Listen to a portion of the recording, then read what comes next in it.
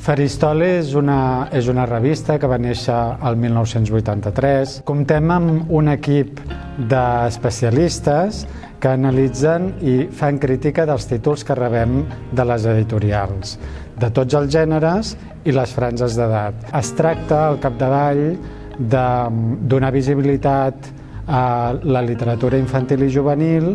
La crítica és important, no té un pes molt gran, però és important perquè orienta, bàsicament orienta no tant el lector infantil destinatari, sinó l'equip adult que hi ha al darrere un llibre. Ha de fer de guia o de senyalització, de dir, si estàs buscant això, aquí n'hi ha, o si estàs buscant això, aquí no n'hi ha.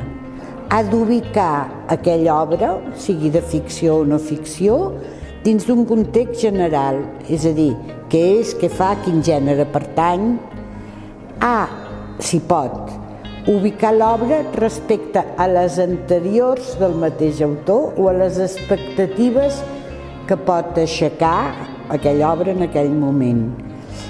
Ha de poder orientar a qui s'adreça o a qui li pot interessar o quina seria la seva funcionalitat.